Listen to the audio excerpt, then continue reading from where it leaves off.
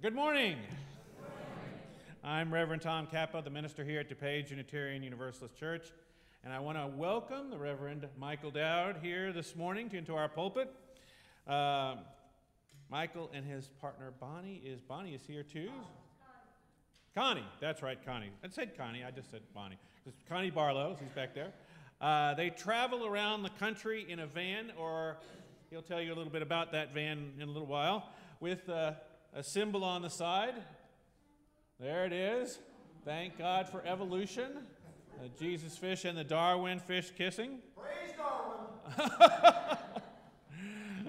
His book, which I read many years ago, Thank God for Evolution, was endorsed by 6 Nobel Prize-winning scientists, noted skeptics and atheists, and by religious leaders across the spectrum. Michael has delivered 2 TEDx talks and a program for the United Nations, and I'm so happy that he called me to be in the pulpit here this morning.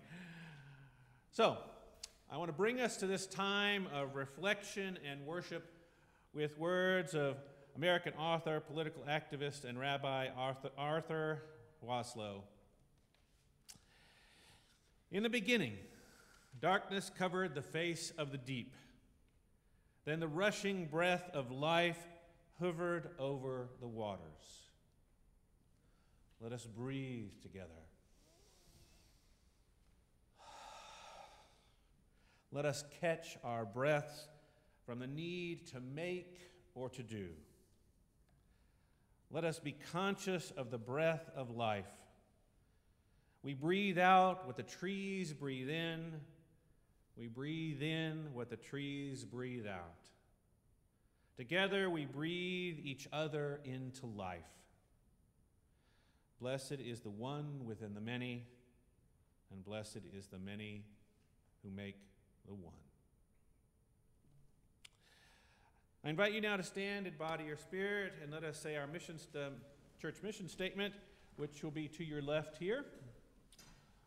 We gather as an inclusive community to grow in character, mind, and spirit, and to transform the world toward fairness, love, and compassion.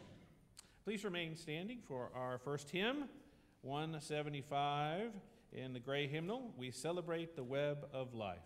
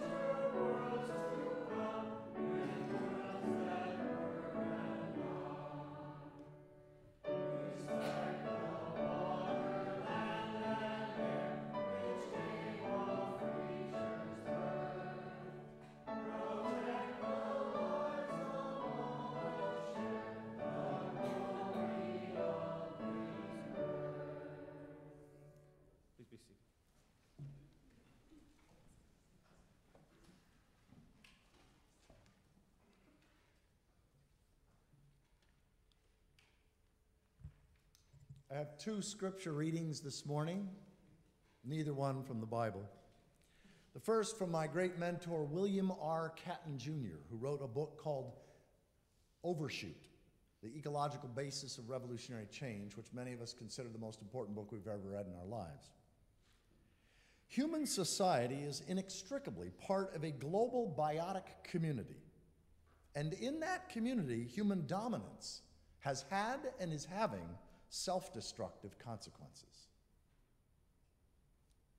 The second reading from Thomas Berry, who called himself a geologian. Not a theologian, a geologian.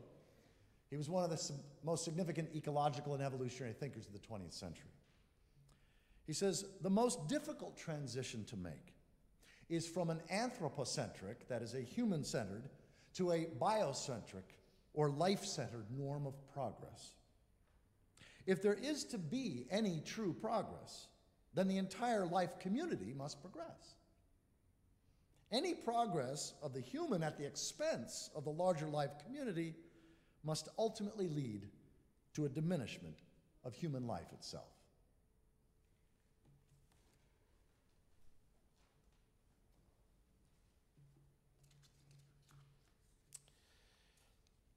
I bought a book several years ago called Prayers for an Evolutionary God.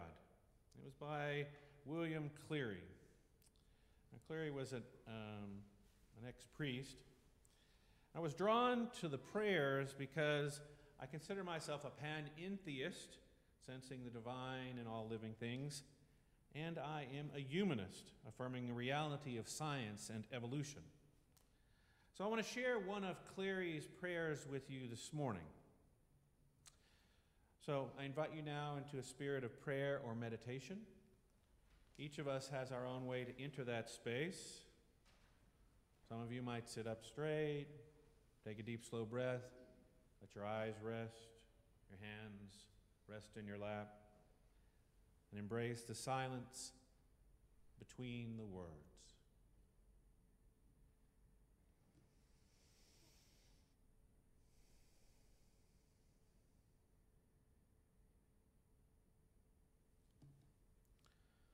Holy creative presence, we accept the unfolding process of evolution, and we surrender to its mystery, glistening with divine elegance. Around us, diversity is bewildering, the danger daunting, the parameters unknown. Great sea of being in which we live and move, in reverence we raise our minds that are conscious and memory rich. And we reflect. We reflect on the many immeasurable blessings we have in this existence. Manufactured long ago, somewhere in the stars, the carbon and nitrogen atoms that make up our very bodies.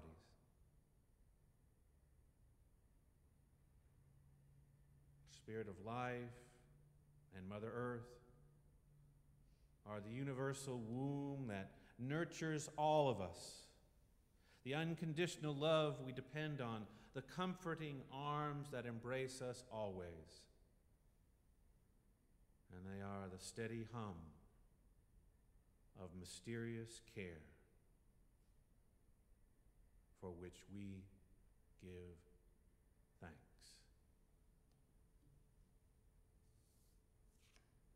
Amen.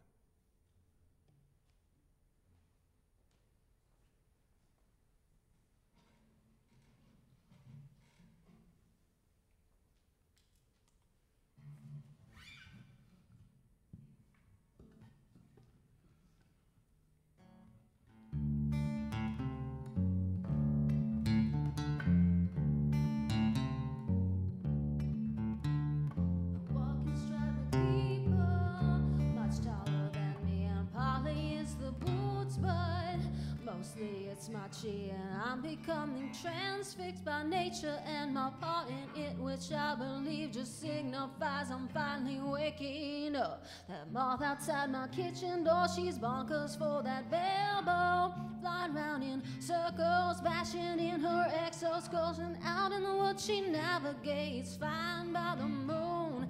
Get her around a light bulb and she is doomed. She is trying to evolve. She's trying to evolve. She's trying to evolve. She's trying to evolve.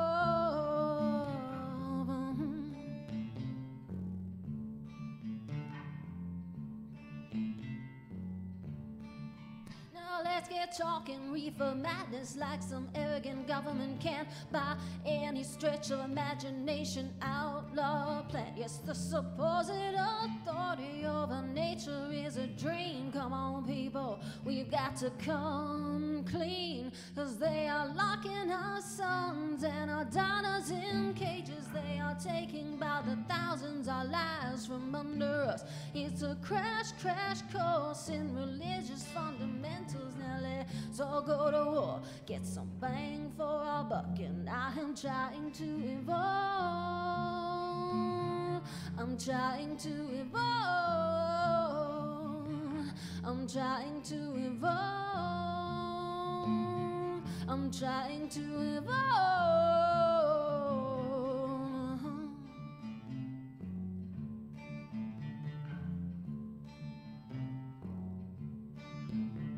I'm gunning for high score in the land of dreams. Morbid bluish white consumers ogling luminous screens on the trail of forgetting, cruising without a care. The jet set won't abide by that pesky jet lag, and our lives boil down to an hour or two when someone pulls a camera out of a bag. And I am trying to evolve. I'm trying to evolve. I'm trying to evolve. I'm trying to evolve.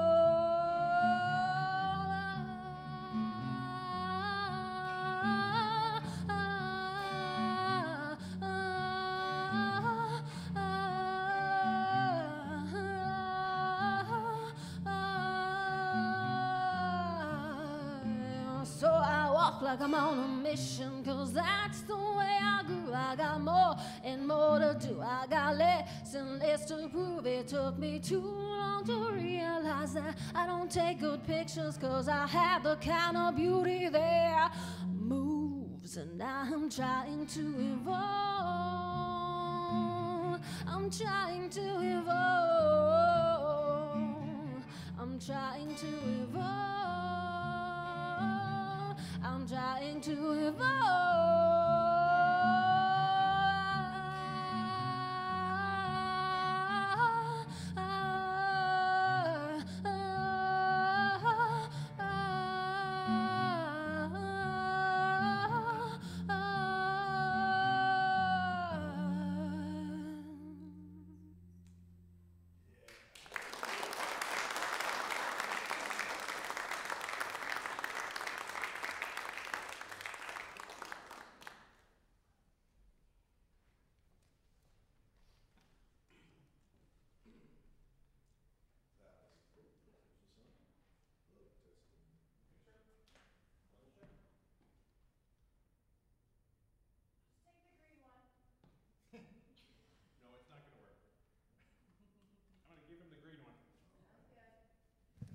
Testing. Oh, yeah. That was a great rendition of Annie DeFranco's song. Thank you. That was perfect. I'm going to say something, and I'm just curious how many of you, if you know what the next line is, just raise your finger. Remember, remember the 5th of November. Okay, a couple of you, yeah. Comes from the movie V for Vendetta. It is a joy for me to be here. I was grateful that Tom was able to open the schedule up, because I think I only contacted you about 2 months ago. Carol and Don brought Connie and I here for a weekend event sponsored by the Progressive Christianity group at First United Methodist. And we had a wonderful Friday night and 2 programs yesterday. And I have a real passion these days for sharing this message of life-centeredness rather than human-centeredness as our only way into the future. That's what ecocentrism means, is putting the body of life first in our estimation of progress and success, rather than using measures like the gross domestic product or gross national product or any other human-centered measures of progress and success. And one of the things I love, Tom, about what you shared earlier is the one out of which the many emerges and the many who form the one. Because imagine the universe as a universe, as one verse, the universe emerging some 13.8 billion years ago and expanding.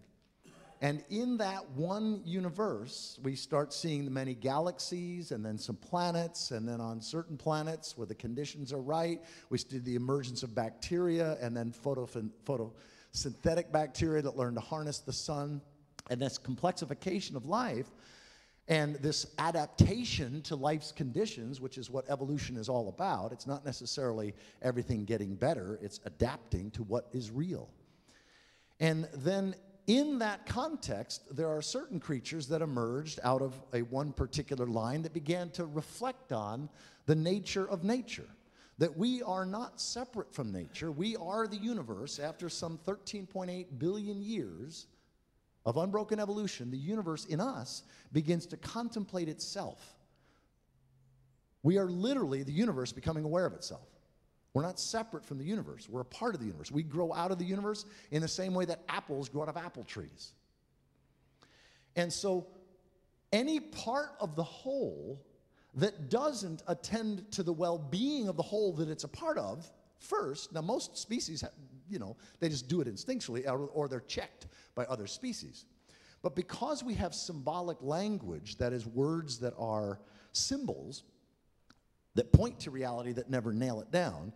And because we have tool-making ability with our opposable thumb, we have created the power to have an impact on the larger body of life and to dominate the larger body of life in ways that, as the readings I shared, become self-destructive after a certain point. And so we're now in this precarious position where we have to voluntarily choose to put nature first, to put reality first. Now, in the program that I did on Friday night and yesterday, I used a lot of religious language, and I'm going to try to say the same message here using secular language first, and then only toward the end make the bridge to religion. Now, one of the things I want to be clear on is that to speak of putting nature first, life first, what I mean is this: that if we continue to measure progress and success in anthropocentric, human-centered terms, we will cause our own extinction. For 98 or 99% of human history, hunter-gatherers, indigenous tribes, and horticultural small villages, their impact on the natural world upon which they lived didn't degrade or defile or break down the natural world upon which they and their children and their grandchildren depended. I mean, that's the very essence of this idea that I'm sure you've all heard of acting in the present with the mindset that what we are doing will impact the seventh generation. Making decisions in the present moment in terms of how it impacts the seventh generation, or even 100 years later, isn't just a good idea. To do otherwise is evil. If the word evil has any meaning in a modern context, and I know you just recently preached on this, if the word evil has any meaning in a modern context, it's got to apply to individuals and corporations that benefit hugely themselves, but in that process, they know that they're harming the future. And we can only do that because we have an economic system that basically rewards the few at the expense of the many, measures progress in human-centered terms by how fast we can turn the biosphere into pollution, and forces billions of us to betray the future just by pursuing the so-called good life. So this is, whether you call this insane, unsustainable, or demonic, doesn't matter. It doesn't have a future. Anything that's not sustainable at some point won't be sustained. And so natural selection, which is what evolution is all about, selected human forms, human societies, human cultures that lived in a mutually enhancing relationship with the biosphere, with the living world. And they knew that if they overhunted, they would suffer. If they harmed the soil or the forest, over time, their children would suffer. And so there was this natural biocentric or ecocentric or life-centered way of being that for 99% of our existence as humans Homo habilis, walking upright using stone tools, that's like 2.8 million years ago. We domesticated fire roughly 1.5 million years ago, and yet we've only had writing, well, we've only had settled cities for maybe 7,000 years, 8,000 years, and we've only had writing for the last 5,000. So we're talking about a very small portion of humanity where we've been living out of right relationship to fundamental reality, primary reality. In other words, to use an ecological concept, we have overshot the carrying capacity. And any city or culture or civilization that overshoots the carrying capacity, that is, every island, every continent, every bioregion on the planet as a whole has a limit to how much resources it can provide the human, or any species for that matter, and how much waste it can absorb before it starts to break down. So the key to sustainability is living within the constraints, within the grace limits of the biosphere or the bioregion or the living world. And when you exceed that, you then degrade it, and then you're basically condemning future generations. We are then in competition with future generations. So what I want to speak about are three things. And those of you, there are a few of you, I think, that will be at both services.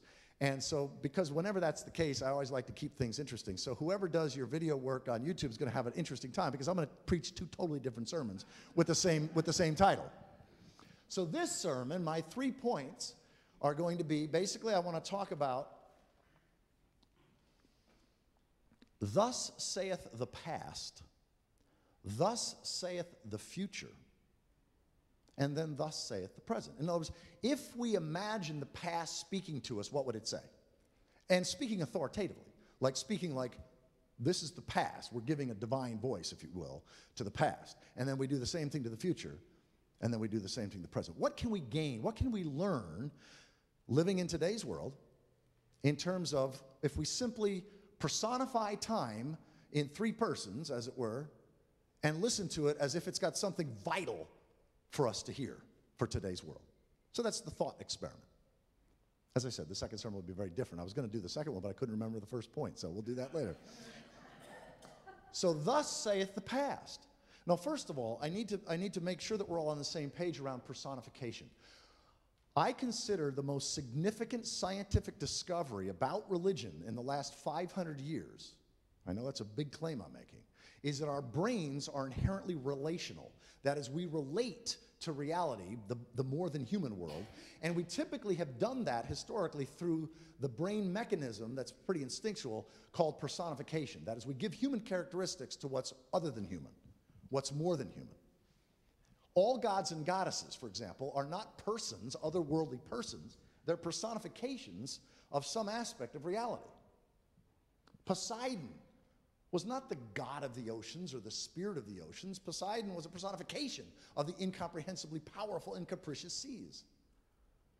Gaia was not the goddess of the earth or the spirit of the earth. Gaia is a personification of this inescapable reality that we today call the earth. And many of us even spell it with a little e. Helios, this great ball of flame and light that gives us life, this Helios isn't the spirit of the sun or the god of the sun. Helios was a personification that is giving human characteristics to what's inescapably real, namely this ball of flame that, is our very sustenance, our very life.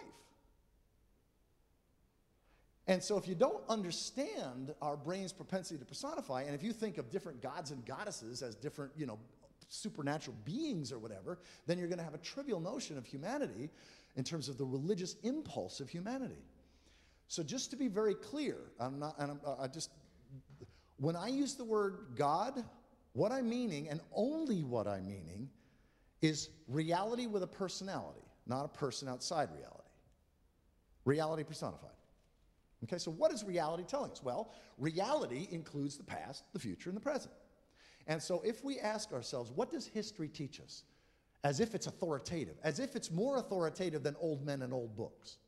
Okay, because we've only had books for 5,000 years. We've been around for a lot longer. So what does the past, thus saith the past? What if we listen to the voice of the past? Well, there are several things. One is the first thing, or one of the first things that the past tells us is that we are not separate from nature, as I already shared. We are nature uncovering its own nature. We are the universe becoming conscious of itself. Brian Swim, a cosmologist, has these two quotes that help people get this in a pretty profound way. He says, the entire history of the universe can be summed up in two sentences. You take a great cloud of hydrogen gas and you just leave it alone. And it becomes rose bushes, giraffes, and human beings. He's got another quote that I love too. He says, 4 billion years ago, the earth was molten rock, and now it sings opera. Earth sings opera, right? Oh, by the way, were any of you at the Sinfonietta last night? Oh, divine, ultimately divine. We were there, we just loved it. So, this sense that humans are an emergent property of the universe, that we grow out of the dynamics of the planet, then it becomes obvious that human-centeredness is going to be self-destructive. It would be like brain cells in a body deciding to mine the body for the benefit of the brain, not realizing that if they do that too much, they're going to destroy the body that the brain needs to survive. It's that foolish. Okay, so thus saith the past, A, we're not separate from nature, we're a part of nature. B, what we do to nature ultimately impacts ourselves and our children and our grandchildren. And C, history isn't merely circular. There's not just the cycles and rhythms of the seasons and it always comes back to the same place, nor is it merely linear. I mean, for many years, actually for like a decade, I had a linear understanding of human history, just until 5 years ago. I had the mistaken, now I realize it was mistaken notion that history and evolution was basically a one linear process, and human history was from the caves to now to the stars. I had a very Star Trek notion of our future. I now think that was deluded because I didn't understand energy. That's a whole nother topic. I'm not going to get into it right now. But suffice it to say, one of the things we learn from what thus saith the past is that we have 32 examples. I mean, there's hundreds and hundreds of examples of cultures. But there are only 32 examples of city-based civilizations that we know of over the last 7,000 years. And each of these, we're the 32nd, the global industrial civilization. Each of the 31 previous civilizations became great over a period of 2 to 8 centuries, and then became full of themselves, hubris, pride, and then their own greatness became their own undoing, and they take 200 to 800 years to arise, and typically 1 to 3 centuries to fall, so they fall faster. And even though all these 31 other civilizations became great in different ways and created different things on their way up, they all fall the same, or virtually all of them fall the same. We understand the patterns of that. And the interesting thing is when you look at our time now, in light of what the past, thus says the past, is telling us about the rise and fall of civilizations, and this is one of the main things that Connie and I have been studying for the last 5 years. There's actually a lot of great literature on the topic. That what happens is civilizations overextend what they can afford to maintain, and then they start feeding on themselves. It's called catabolic collapse. Another way of speaking about it is they create complexity to solve problems of complexity, but then there's a point at which more complexity actually adds more problems, and then there's the breakdown to less complex forms. That's what the collapse of a civilization means.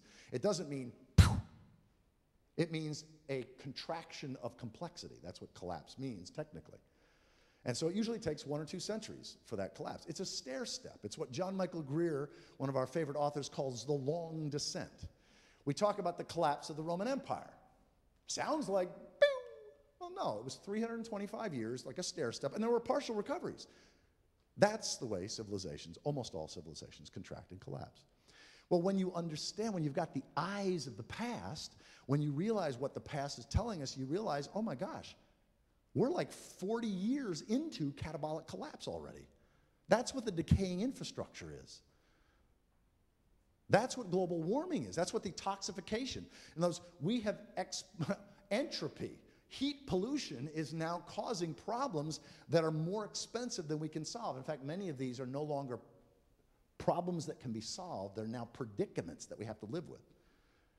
For example, if every human being went extinct tonight, some virus wiped out humanity tonight, the seas, the oceans would continue to rise 25 to 40 feet over the next 250 years. That's already baked in. We can't stop that. No power in heaven and earth is going to be able to stop that. And there's not a scientist that deals with the oceans that would disagree with what I'm now saying. Think about what that's going to do to our cities with millions and millions of people close to it. So, let me shift from thus saith the past. Because what that does is it helps us realize that not only are we in collapse, a slow collapse, sort of a stair-step decline, but the political insanity that we're seeing now, the economic craziness of debt out the gazoo, these are the kinds of things that typically happen, that almost always happen as civilizations collapse. But if you don't understand what the past is telling us with a thus saith the past kind of sense, like this is an authoritative sense, then you're going to miss that, especially if you're on the myth of perpetual progress, which many people in this culture are caught in two mythologies. And this is, again, what we learn from the past. In almost every dying civilization, there tend to be two tendencies that most people are in. One is that this is not happening, things are just getting better and better. And things can be well along the way of collapse, and people will still claim that, nope, it's getting better and better, right? The second is the myth of the apocalypse. We don't need to do anything different. The whole thing's going to hell in a handbasket anyway.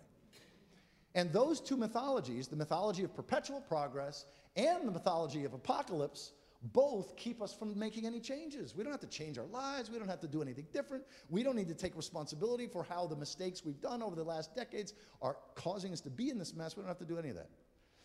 And the interesting thing is we have 31 examples of previous civilizations that perpetual progress and imminent apocalypse are the least two likely options. Those don't happen. So that's what the past tells us. The past tells us also the most important fundamental thing that the past tells us is how to live sustainably. We have lots of examples of cultures that lived in a way over hundreds and thousands of years that didn't diminish or destroy the air, water, soil, and life upon which they and their grandchildren depended. Primary reality. They honored primary reality. They had an I-thou relationship. That is a personification, an I-thou relationship to the living world.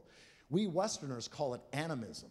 And we say that, oh, the ancients, the ancient peoples, the indigenous peoples, they believed in spirits. So there was the spirit of the river and the spirit of the trees, the spirit. No, they didn't believe in spirits. They had an I-thou personal relationship to all of the various aspects of reality. And there's a real difference. Because we don't know of a single sustainable culture that didn't have a personal relationship to the living biosphere in all of its particulars. So we know that there are what I call them is the three laws of sustainability, deep sustainability. One is that we need to put the biosphere first. We'd have to measure progress in life-centered terms. How well is the soil doing decade by decade? How are the forests doing decade by decade? How much is the carbon dioxide in the atmosphere decade by decade? The fisheries, all of the life.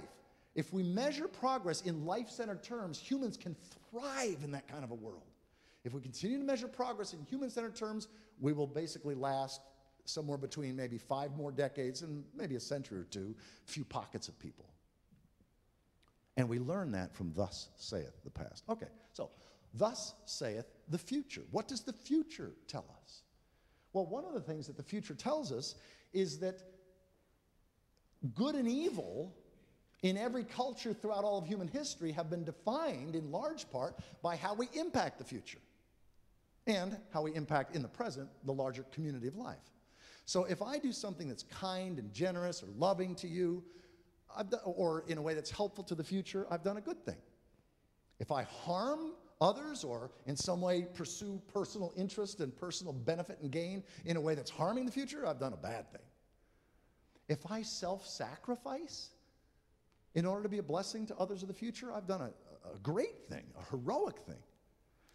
But if I know that I'm benefiting myself in the short term and I don't give a damn about the future, screw the future, to hell with others. I've done an evil thing. This is not moral rocket science. Every culture has known this. So the question then becomes, how will our great-grandchildren, or just our grandchildren, how will they view those of us alive today in terms of what we can do. There are certain things that are unavoidable. We can't avoid the seas rising 20 to 40 feet. We can't avoid some level of climate chaos. We can't avoid growing deserts. There are certain things that are already beyond the ability to change. But there are many things that we can do in the next decade that can make the difference between, I'm going to use a religious metaphor, between purgatory, which is unavoidable, and hell, which I think is still avoidable. What we do or don't do in the next decade could very well determine whether global temperature rises 2 degrees Celsius or 6 degrees Celsius. It's most likely humans can't survive in a world of 4 or 5 or 6 degrees Celsius. So what we do today matters, but again, there are certain things already locked in. The other thing that the future tells us, and we get this quite simply, I'm gonna close my sermon with a guided meditation, very brief in terms of this.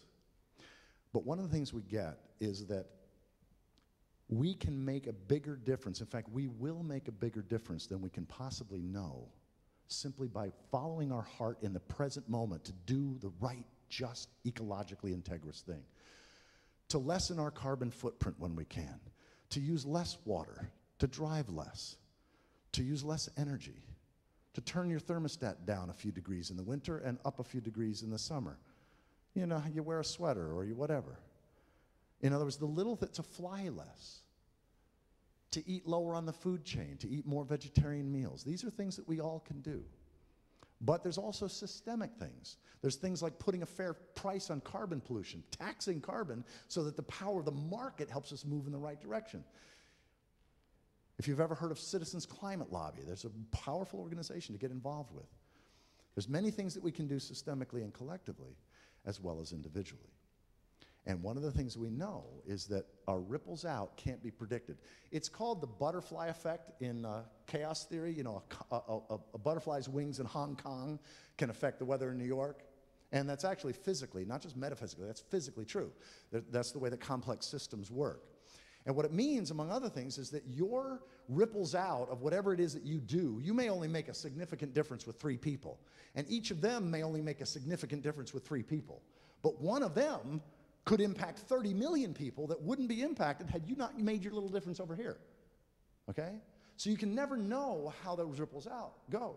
The people that you love or care for or sacrifice for or do something unexpectedly generous for or whatever. And so, and the nice thing, I call it grace. Again, I interpret everything naturalistically. I'm a religious naturalist, an evolutionary humanist. A sacred realist is really the language I like to use. Is that it's not just my good works, it's not just your good works that will ripple out. Haven't there been people in your life that have made a profound positive difference in your life because of their lousy example? They were a real jerk, right? But you made some positive choice in your life as a result. Now, do you honestly think that you haven't been blessing others the same way? Right? So it's not just our good works, it's following our heart and doing what we can to try to help ensure a just, healthy, and sustainably life-giving future, and trusting that that will ripple out however it ripples out. Because what we're doing is we're not trying to prevent the contraction, the inevitable contraction of Western industrial wasteful civilization. That's going to go down. But we can have deep and meaningful, joyous lives, living more locally, scaling down our lifestyles, being engaged and involved in your community, and then finding the little ways that individually and collectively we can make a difference. We're planting the seeds for healthy culture, healthy life-centered culture. And one of the reasons why I can say confidently that we're in this process is that we will either go extinct or we will live in a life-centered way. Because natural selection shows that's the only way a symbolic speaking, tool-making species can survive. So there is no choice. We will come home to reality. I call it, when I speak in Christian circles, I sometimes call it the prodigal species. Actually, I think I may have even included that as a title here. Is that humanity, the prodigal species, we've squandered our inheritance, we're waking up to our predicament in the pig pen, as it were, and we're coming home to reality. And again, when I use the word reality, that would be like a secular name for God, or God is a mythic name for reality. And we're being forced by circumstances, by God, by reality, by the goddess, however you want to refer to this living world in which we live and move and have our being. This is divine. The great religious mistake of the last several thousand years is the idea that God is some supernatural being only outside time and nature, and that nature is a complex clock or an it that we can manipulate and exploit for our benefit, and we thought we could do so with impunity. We were sorely, sorely mistaken. But fortunately, there's a heart tenderizing as we come home to reality, individually and collectively, and as we green our religions, as we green our philosophies, as we green our theologies. In other words, as we take the living world as primary reality and serve its needs first, we can thrive and our children can thrive. And that's good news. That's gospel in the sense of it's good news in the face of really scary bad news that we're going to live with, everybody in this room is going to live with. Because most of that is, or a lot of that is unavoidable. So finally, thus saith the present. What is the present moment telling us? Well, ultimately, as those of you that are in the meditation traditions know, that ultimately the only place that we can be grateful for the past or make amends for the past, because we've all done things that we wished we didn't and harmed or whatever. So the only place that we can be grateful for and make amends to or in some way honor the past is in the present moment. But also the only place that we can either be a blessing to or a curse in terms of how the future is impacted is in the present moment. So the present moment becomes holy. It becomes sacred. It's interesting. The Hebrews, their word for wind and spirit was ruach. Ruach Adonai, ruach Elohim. In other words, they personified wind and breath, and that was the Holy Spirit. The only place you can experience wind and breath is in the present moment. So as we come home to reality, as we come home to life, as we green our own souls, we find many things transformed. We find how we think about mortality and death transformed. We realize that death is sacred, no less sacred than life. It's a natural process. We learn that decline and fall is as natural as people growing old and people then sort of losing their facilities and dying. It's a natural, normal, healthy process. And when we understand what the past, what the future, and what the present are telling us, we can face the challenges of our times, including elections that we don't like, including political and economic insanity. There's just no way to talk about it in any other way. Rather than go to the place of, oh no, this shouldn't be, we understand the patterns of reality and we say, oh, right on schedule. And then we can be engaged, but not from a place of fear or freak out. We can be engaged from hearts of compassion, generosity, and a fierce commitment to the future. And that's my prayer, to use religious language, for all of us. That we nurture hearts of generosity, compassion, and a fierce commitment to the future. Thank you.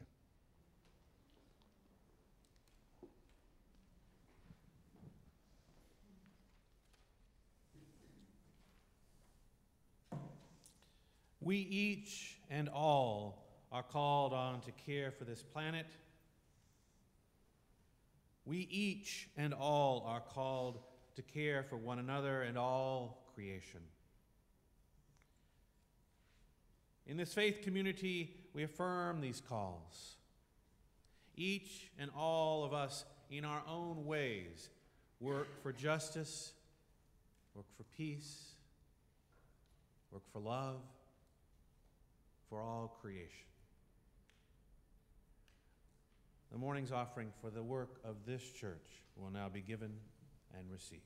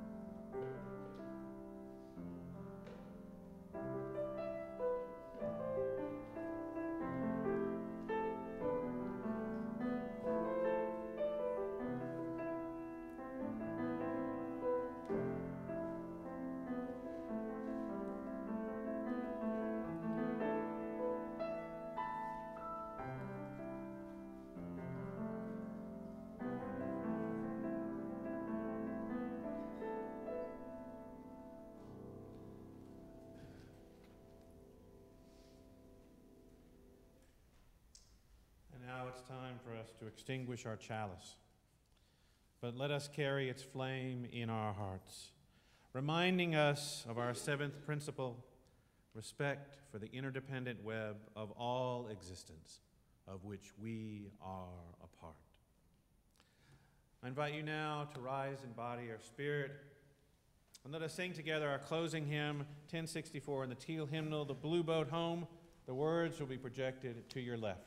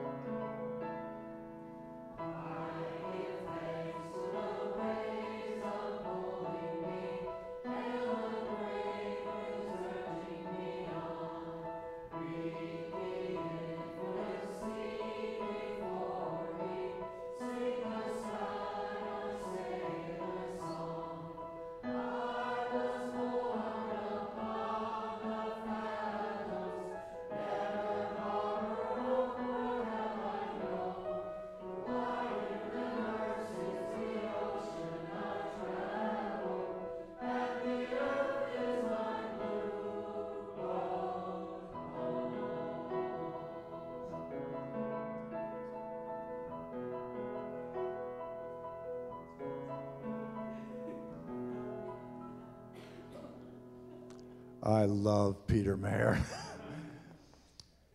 Before I offer the benediction, I want to mention, normally I would offer some evening, like tonight or tomorrow night or the next night, a follow-up free evening program. We didn't schedule that because of the weekend event and because we're leaving here in probably a half hour to go see my youngest daughter in Ann Arbor, who I haven't seen for a year. But because of that, one of the things that Connie and I, we're rather evangelistic, as you can tell about this. We have a flash drive, a thumb drive, that has 30 hours of our best programs, including what I would do if I did a follow-up program. And we give you the rights to make copies, like just loan the flash drive out to any of your friends and relatives, and they can drag and drop. So it's a great way to share this sacred science or this factual faith perspective.